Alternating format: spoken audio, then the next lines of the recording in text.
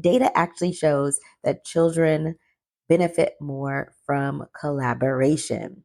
And so as parents, we too can 10x our impact by building a team or a village of people that we could collaborate with so that our individual impact will be increased, but that the impact of the entire, we call our parent collective, whatever you want to call it, your crew, so there could be more children benefiting. And again, it will lighten your load overall because you're not just working by yourself, but you're working together. Hi, thank you so much for joining the Falling for Learning podcast. We have this podcast to help parents and caregivers with having the resources, strategies, and tools needed to make sure that their children are on track for learning and to stay on track for success. So this episode gives you those 5 strategies for getting the most bang out of your buck. So doing what you can to get a actual team that's going to work with you, and it's give and take, and it's not someone trying to get over on you. It's Falling for Learning, episode 63, which means this is season 2, episode 11. We are so glad to have you here today. We are diving into having parents work collaboratively today. So, of course, we want to make sure our children are on track for learning and to stay on track for success so they could continue to carry on the legacy that you're building with them right now. How do we do that? Now, we want to talk about collaboration because we know that we're really good at teaching children how to compete with each other, and the world also does that too. It's in society, it's everywhere. So how do you build that collaborative team? Well, great question. Now, I want to be very clear with this. I'm not talking about where you're dumping your child off at somebody's house and they are doing the babysitting. Now, definitely that could be a thing, but I am really talking about give and take because we know that there are people out there who can take. So you do need to vet who that is that's going to be helping you. So we're thinking in terms of combined birthday parties, prom parties, thinking about even how you can get help with homework. So first of all, you need to create a network of like-minded parents. So when your child is in different activities, definitely mix, mingle, talk, and also observe other parents to see actually what they're doing, how they're interacting. Now, we know there are a lot of parents out there that are, let's just say it, toxic. They're talking a lot of mess about other people. They are elevating their children above others in unhealthy ways.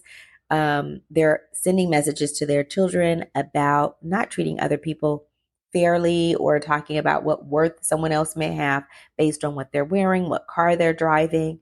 So I would say let's steer clear of those types of families and really be selective about who you choose. Now, everything that I'm suggesting is not about, they're with this child during this time, and then the kids are over here during this time. It's really about things that can be done together. Of course, as you all navigate your own personal experiences together, that is left to your judgment. You are the experts on your child when it comes to that kind of thing. But I'm talking about things that you could do all together. Not one person is doing all the work or one person is taking a break. Now, again, that's the focus.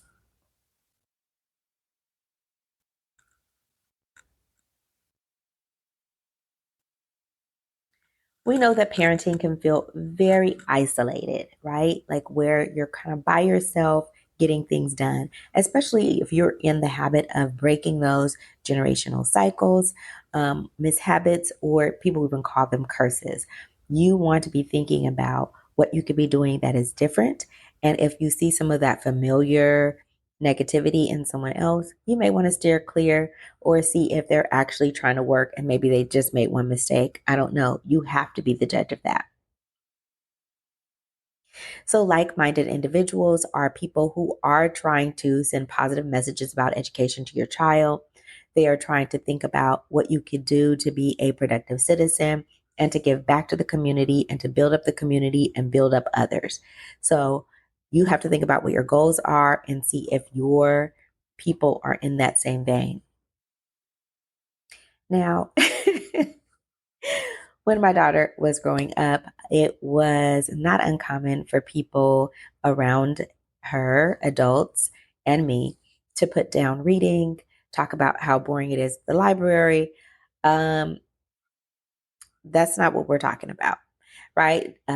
Telling kids, when your car registration is expires, that people are just out to get you. The police are out to get you when they're pulling you over. Instead of explaining that this is a once a year kind of activity that you know about, that you should be preparing for, pay your car registration.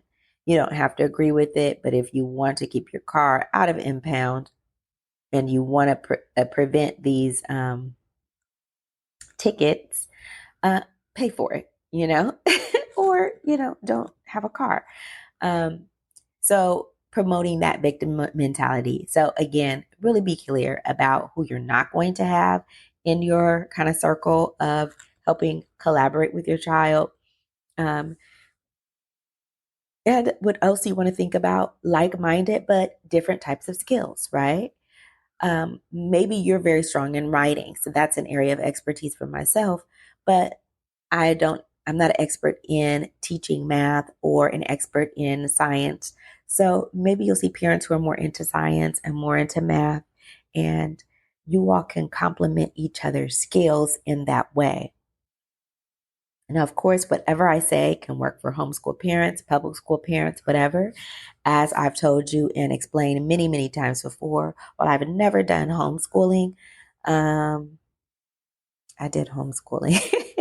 The weekends, the holidays, the nighttime, like we were all up in it for the education. The summertime, like I had a program going on for my nieces, my nephews, my daughter. We were doing it. So I know about that. Of course, it's not the same as year round. There are some differences, but as far as that basic day to day, how to get learning done, how to make learning fun, how to organize some time, make sure that you put in some breaks, make sure that you have something of substance to help the kids move forward. I'm about that. So again, we're looking for people who have similar goals and they are taking their job as parenting seriously, not about, you know, pushing over this responsibility to other people, not about spreading, generational falsehoods about the fun of reading or the benefits of reading or the benefits of school. So again, think in terms of what someone else has that will complement what you have. You might be shy or quiet. Your children may benefit from someone who is more outgoing for social situations or something like that. And again, helping teaching them those lessons or help modeling that for them is really important. Again, as well as when it's time to be quiet, when it's time to, just observe and sit back, you could be teaching those lessons as well. So we want to think about holistically about what we have to offer. And it's not always just about education or paper and pencil learning and academics. So think about holistically, what can you bring to the table? It could be career oriented or it could be life skills in general, cooking. All of those things, are skills, are knowledge that our children need to be successful in the world that can make their life easier and more enjoyable. So think in terms of what you have to bring to the table and then look at people who can complement what you have, like what you don't have, right? So that you all could work together. So there are parents and groups of parents out there who join a monthly, weekly parenting circle. They meet up. They may have a Facebook group or some kind of group online. They may Zoom together or meet actually in a location so they can check in on one another, talk about what are some upcoming events or things or responsibilities their kids have to do, and talk about how you could collaborate on it. That's what I was talking about earlier with prom party. Prom is coming up. What do you do? So the second strategy is to make sure you're setting shared goals. Now, again, this is not just for homeschool parents, but of course it can be.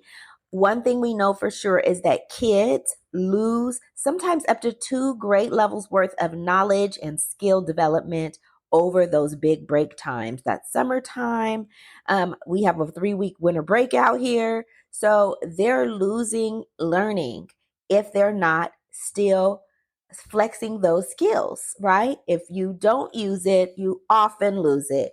And one way to do this is making sure that you work together with your parent collective, your group of your village that you've helped design for the benefit of a group of children, right?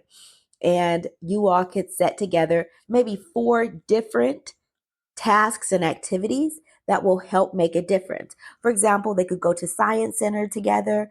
If the goal is, for example, getting more information about science and technology, they could, organize a trip to the California Science Center or whatever science center is nearby you. And of course, someone could bring the snacks for that trip. Someone else could set the transportation. For example, you could ride the train. Of course, you don't have to ride the train. You could just walk there or all ride in the same car. I don't know. You all have lots of decisions to make about this.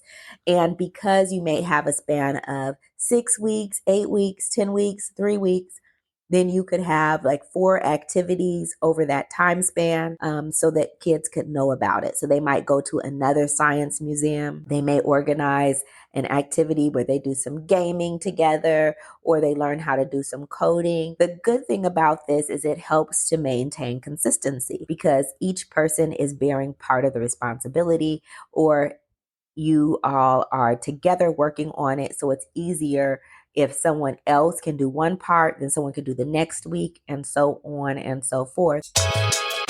75% of children don't know how to write well. Add that to the fact that so many people out there are trying to silence the voices of those who have been oppressed and trying to prevent them from telling their story. Who's going to tell your story? If your child doesn't know how to write well, I have 2 books to address this issue: The Rewrite Method and The Rewrite Method Workbook, written to make sure that parents know what to do, that educators know what to do to get their children to write better, and just not write better, but love to write. Make sure that your next generation could tell their story and they won't be silenced. Go to fallingforlearning.com today to purchase your set. So your kids are collectively growing, because remember, we just talked about thinking about preparing your kids for 5 years down the line. So are you raising doctors, lawyers, gaming, authors or creators? Like, what is the goal? And then how could you help work with your child to develop those goals and work with the community of parents that you've built, or community of caretakers, I'm saying, right? Because they're not always parents. They might be a grandma, a grandpa, aunt, uncle, or it could just be parents. Everyone's, team is going to look different. But this is important to think about how you could get help in helping your child, assisting your child in meeting their goals. Because often your goals may be different than your child. So if you know about education, but your child wants to be a lawyer, then you may need someone to give you help on what those skills and that knowledge set that might be good in starting early in their development. Let's give you a real life example of how this might work. There is a group of parents that have established the goal of having their children read 10 books for a semester. And so again, how do you organize that? Having read aloud times during, each week, maybe hosted by different parents.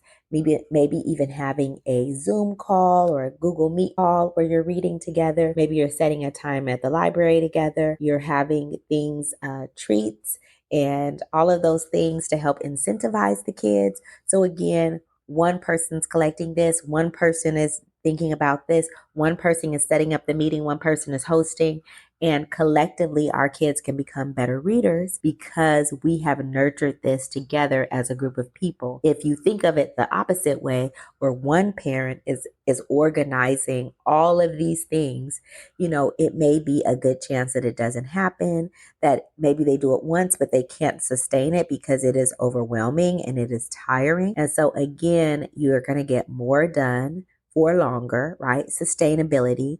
when you have a group of people working together for a common goal of helping our children to read better, helping our children to learn about technology, or to later on become a lawyer or a doctor or whatever that lofty goal is, that again, you need a lot of support getting them there because you don't have anyone in the family like that already.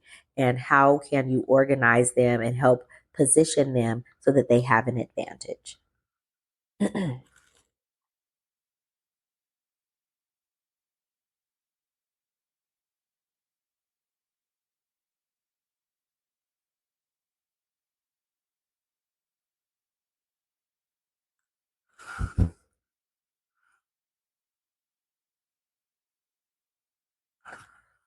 Another very important tip that we need to think about, strategy number 3, would be effective communication between parents. Now, kids are kids and people are people. So things happen. And what we know is important is establishing the fact that we're going to assume positive intentions. So we're not going to jump to negative conclusions automatically. We are going to talk to each other. We're going to set up systems for communicating with each other respectfully and even set ahead of time what may happen if we have a disagreement so that things don't get out of hand. So, again, you have chosen wisely, right? To see that they're not usually a catty or negative person that likes to keep up mess. And so, establishing, setting this circle, this group with someone that already has that shared goal of not starting mess and being transparent and being clear and being collaborative is really important. But then if something arises, a misunderstanding, a miscommunication, a lack, a difference of opinion, you can talk about it in a healthy way. When your kids disagree with each other, you know, it's an issue, right? You don't want it to be an issue. Now, I have had parent friends over the years that, our kids didn't even get along, but they were in activities that were the same. And so we got along fine and we never got into whatever the drama was that the kids were in between each other, which wasn't necessarily a lot of drama. They just weren't friends. And so that's important. Are you finished shifting around? Because I had to stop. I have to stop when you do that. Are you okay? You need to move around a little bit more now? Okay.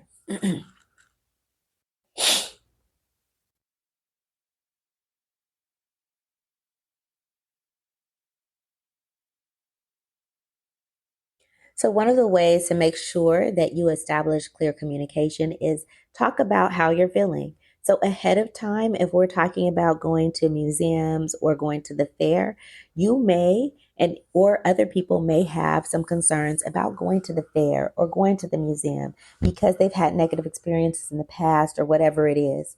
And so saying that makes me feel uncomfortable. I'm really not sure about this.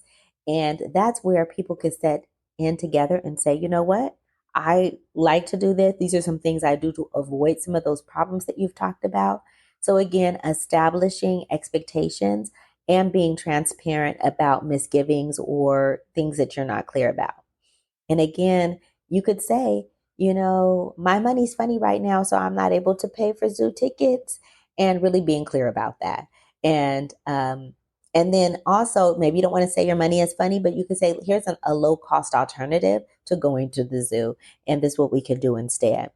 And so that it's very clear, that you want to keep it within a budget. And you don't even have to talk about you having a problem with money, but just saying that's not part of our budget and we would like to do this. And then, of course, you could set yourself aside for other times. Like, well, we're going to do this instead today. And we're just clear, no hard feelings. That's out of our budget. Sometimes things are too far away. That's out of our time. It's going to take too much time. It's going to take 7 hours if we travel out there. We really basically have a 4 hour window of time. So being very clear about your time, your limits, setting boundaries is really important. If you don't want 10 o'clock phone calls, tell them, I don't want 10 o'clock phone calls. And please reciprocate that for them. Don't you make 10 o'clock phone 10 o'clock phone calls, but you don't want people giving them to you. So set those boundaries. Be very clear about what you want to do and how you want to handle things. And of course, always be respectful to each other and let them know, preface it. I'm not trying to be disrespectful, or maybe some people were upset about if I said this in the past, but I do need to express this.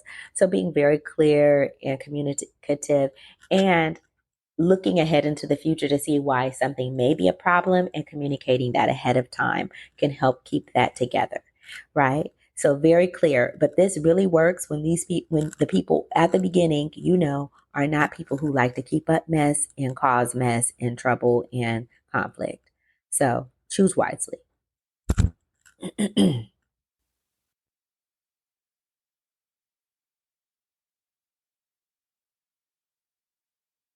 So, another thing on the other part of the time between the collaboration is thinking about how you could help support one another, right? With the communication. So, communicating is also something to be helped. So, we might see a problem arising ahead of time and addressing that. But sometimes, as parents, again, part of having this parent circle is making sure that you have people that you could talk to about what you're going through. And then, setting up times that we're regularly able to vent, talk, and strategize, right? And so that's really important as well. So, how can we lean on one another through either just talking or even giving some advice about stuff? And, again, protect yourself. If you want to just vent and don't want advice, you know what to do, because we've all been there where we know what we need to do, but it doesn't mean that it's not hard to do it or you don't feel like doing it. So be clear about, I just want to vent. I know exactly what I need to do. Can I just tell you how I'm feeling right now? And I don't really want advice because I know what I need to do. And that will also help protect you too.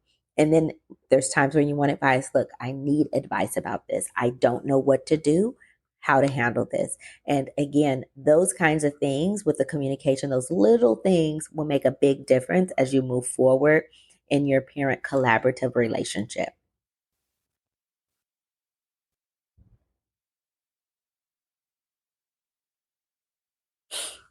So, creating a learning environment at home. And again, I want to keep saying this is not just for homeschool parents.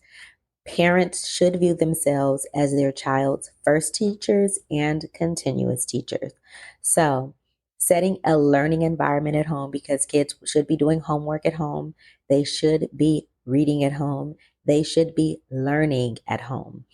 And so, because of our different family and home makeups, we may get help from our friends to help us organize our homes or set up a way that we could get some learning done.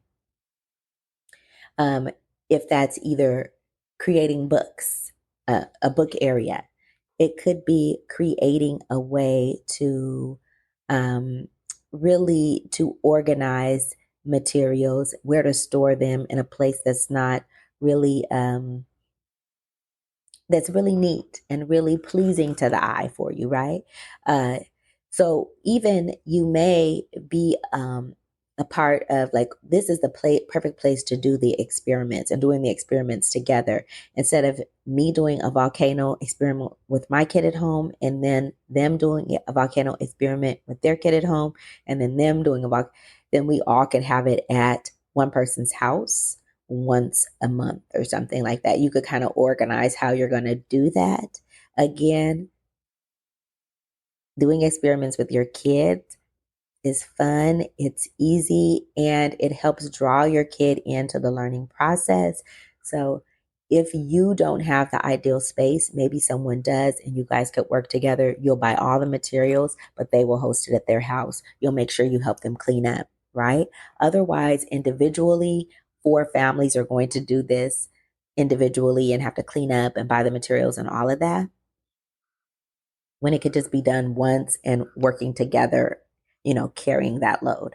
One trip to the store instead of 4 different trips to the store, and so on and so forth. So just think about how you could work with each other to create learning environments. And that could mean a range of things. So maybe having a coding class that you take at one person's house because maybe they have the best Wi-Fi, or maybe they have the materials there. They have extra computers. I don't know. think about it and talk about it together, and think about what you all bring, from your career or your networks, right? Oh, I have a brother-in-law who blah, blah, blah, who works at NASA, who does that. And then you could bring those resources together to benefit all of your children, right? Again, 10xing your impact across your network.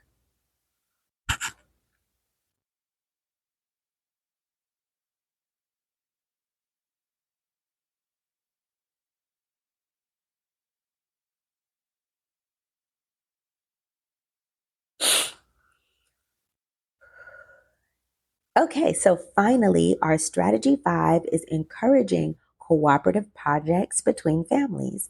Now, this could come in a lot of different forms. One of them is the family trip. So you could do a family trip with another family, right? So that you all work together. And I'm thinking of camping, because maybe camping's not your thing, but your friend, it's their thing. And you don't have to deny that experience with your child. You could go with them and you all can make it work. Again, be very clear about what fears you might have, hesitations that you have. And again, work out those kinks before it happens to the best of your ability, right? You don't know sometimes what you don't know, and tell them that this makes me uncomfortable and I don't know what else to expect. And then ask lots of questions and see, some drawbacks that you may have and see how to work around it.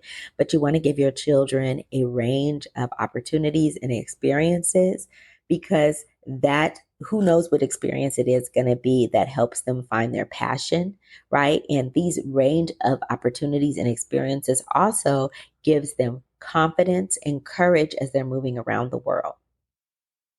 There's a lot of children that are afraid, young adults that are afraid to make a mistake. They're afraid to try out something new. They think they're not going to do good at it.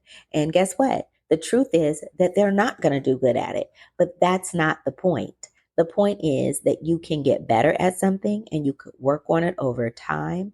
But it does take courage to start something, because it's like, I'm going to look funny if I do this because I don't know how to do it. People are going to laugh if I don't do this right. And that is correct. People may laugh and you may look funny, but the truth is that you are doing this for yourself. You're investing in yourself. You are believing in yourself.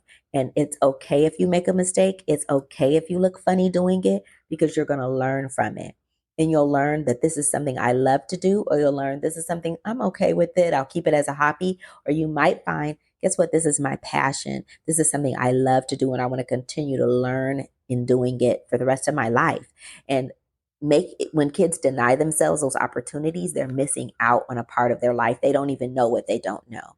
And that is a direct byproduct of them not having a variety of experiences and the confidence to try even when they're uncomfortable, to get out of their comfort level and to move forward in the world. Yeah, pause, you could go.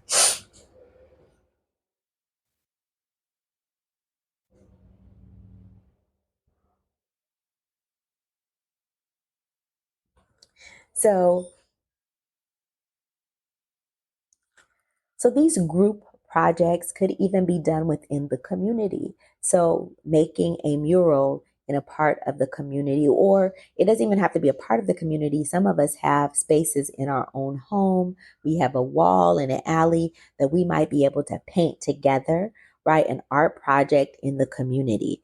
You could be also thinking about cleaning up parts of the community together.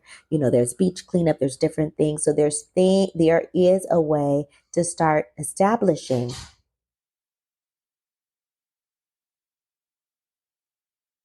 There is a way to start establishing early on ways that you can give back to your community.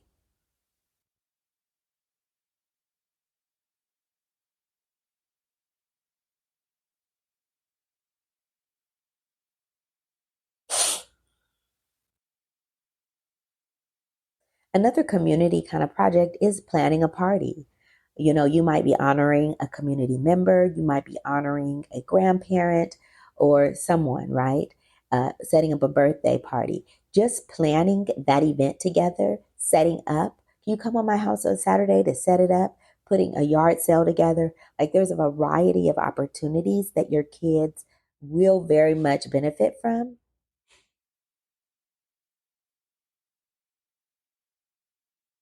Working together to see how to sell things, to organize events can become a career, could even become a lifelong passion. And again, it's honoring and, really thinking about how you could build community within each other.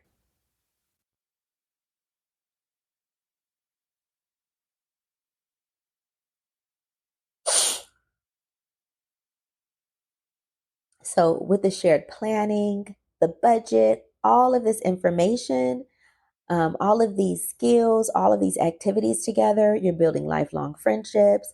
You are strengthening your community overall. And, as a parent, you could be more energized because you're feeding off of the energy. You have a lightened load because you are working together. So it's just win, win, win.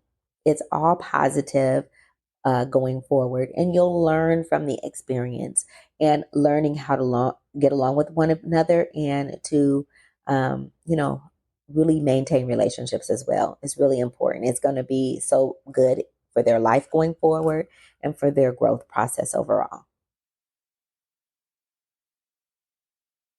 If you found today's episode helpful, right, please like, subscribe, recommend it to other people who need to, support in making sure their children are on track for learning and stay on track for success.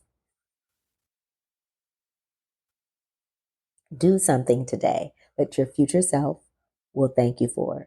Do something today that your kids, your future adult kids, will thank you for. All right. Have a great week. Thanks again for supporting the Falling for Learning podcast. New episodes go live every Saturday at 5 p.m. You can watch us on youtube.com at Falling for Learning or listen on all major podcast platforms such as Apple, Google, Audible, Spotify, and much more. For more resources, visit fallinginlovewithlearning.com. We really appreciate you. Have a wonderful week.